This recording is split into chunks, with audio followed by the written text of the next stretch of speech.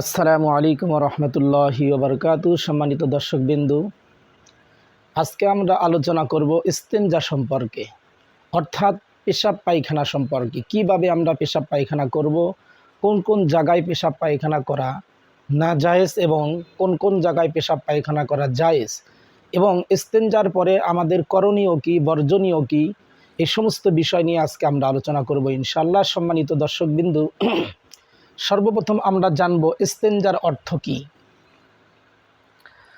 ময়লাযুক্ত স্থান পরিষ্কার করে পবিত্রতা অর্জন করা, অর্থাৎ পেশাব পায়খানার রাস্তা থেকে পানি বা ঢিলা ইত্যাদি দিয়ে নাপাকি দূর করে পবিত্রতা অর্জন করাকে ইস্তেঞ্জা বলা হয়।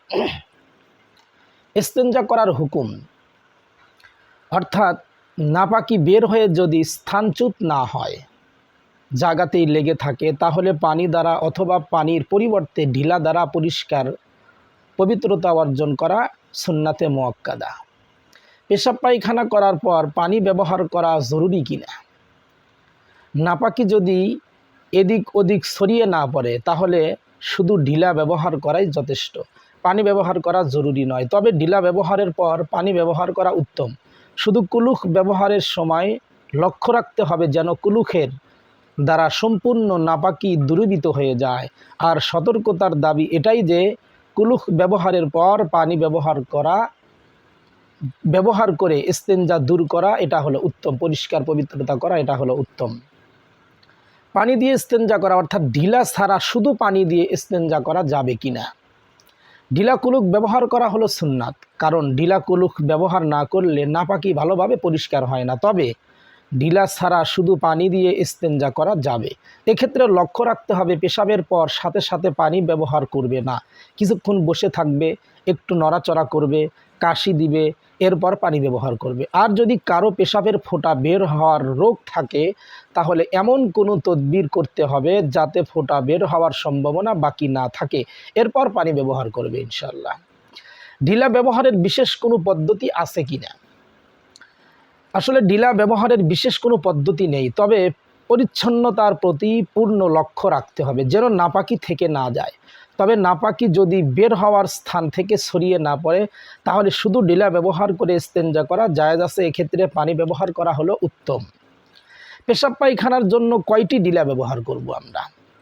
পায়খানার জন্য 3টি ঢিলা ব্যবহার করবেন, আর পেশাবের জন্য আলাদা একটি ঢিলা ব্যবহার করব। সুতরাং পায়খানা করার সময় 4টি ঢিলা ব্যবহার করতে হবে। ঢিলা ব্যবহারের সময় পরিচ্ছন্নতার প্রতি পূর্ণ লক্ষ্য রাখতে হবে। মহিলারা পেশাবের রাস্তায় ঢিলা ব্যবহার করবে না।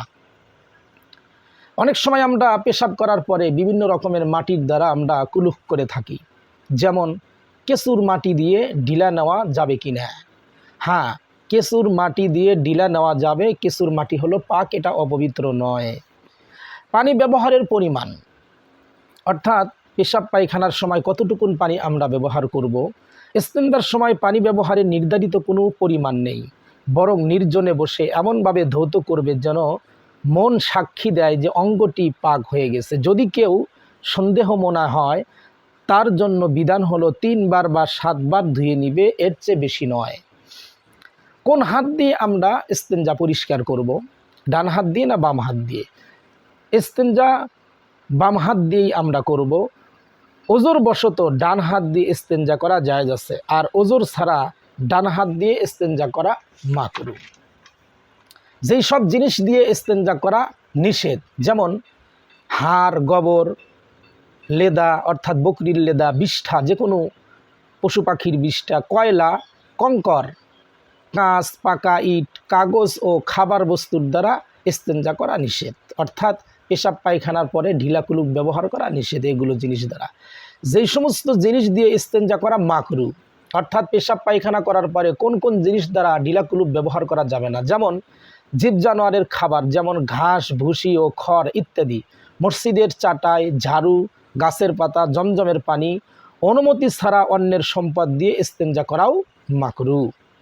যেসব জিনিস দিয়ে ইস্তেঞ্জা করা জায়েজ আছে, কোন কোন জিনিস দিয়ে আমরা ইস্তেঞ্জা পরিষ্কার করব, যেমন পানি, মাটির ঢিলা, প্রত্যেক ওই বস্তু যা পবিত্র করে এবং নাপাকি দূর করে। তবে শর্ত হলো মাল অথবা সম্মানিত কোনো বস্তু না হতে হবে। টয়লেট পেপার দিয়ে ইস্তেঞ্জা করা যাবে কিনা?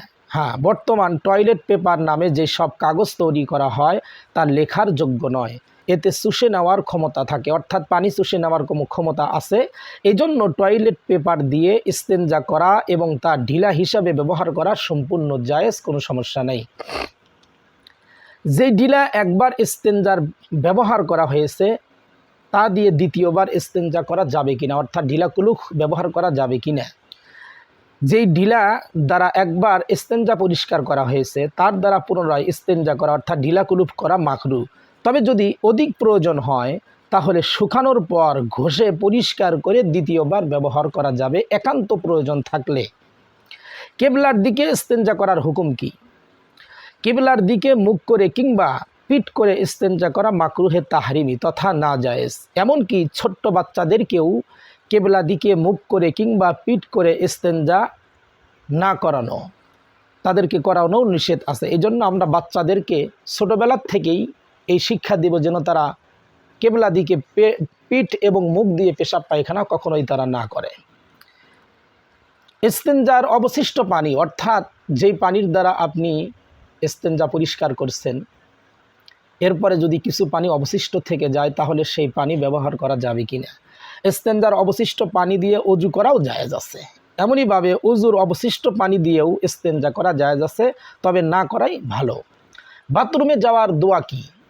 বাথরুমে যাওয়ার সময় দরজার বাইরে দাঁড়িয়ে আর খোলা মাঠে পেশাব পায়খানা করার সময় কাপড় খোলার পূর্বে বিসমিল্লাহ সহ এই দোয়া পড়বে, আল্লাহুম্মা ইন্নী আউযু বিকা মিনাল খুবুসি ওয়াল খাবাইস, অর্থাৎ হে আল্লাহ আমি শয়তানের কুকল্পনা থেকে আশ্রয় চাই।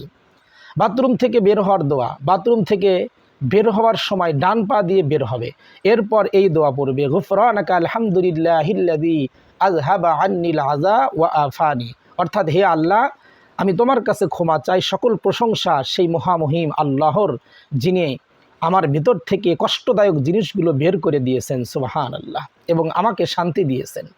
যেই সব স্থানে পেশাব পায়খানা করা অবৈধ অর্থাৎ না জায়েজ, যেমন মসজিদে অথবা মসজিদের ছাদে পেশাব পায়খানা করা হারাম, এমন স্থানে পেশাব পায়খানা করা মাকরু যেখানে বসলে কেবলার দিকে পিঠ করে অথবা মুখ করে পেশাব পায়খানা করতে হয়।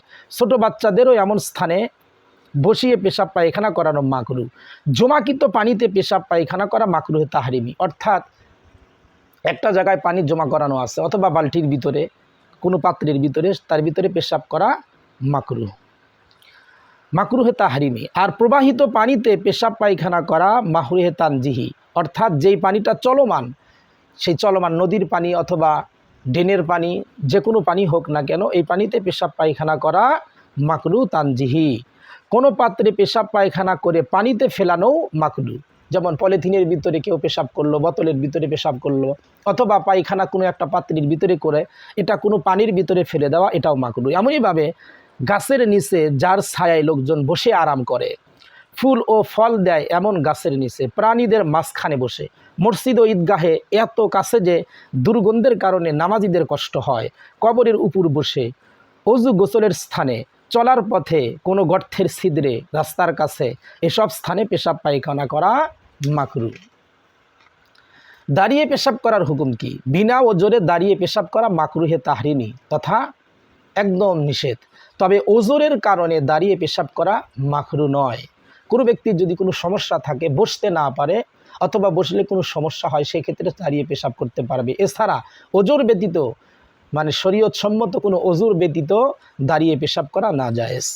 ইস্তেঞ্জা করার সময় কি কি কাজ করা সুন্নাত? ইস্তেঞ্জা করার সময় মাথা ঢেকে রাখা সুন্নাত, জুতা স্যান্ডেল পরিধান করে ইস্তেঞ্জাখানায় প্রবেশ করা সুন্নাত, বাথরুমে প্রবেশের পূর্বেই আল্লাহুম্মা ইন্নী আউযু বিকা মিনাল খুবুসি ওয়াল খাবাইস এই দোয়াটা পড়া সুন্নাত।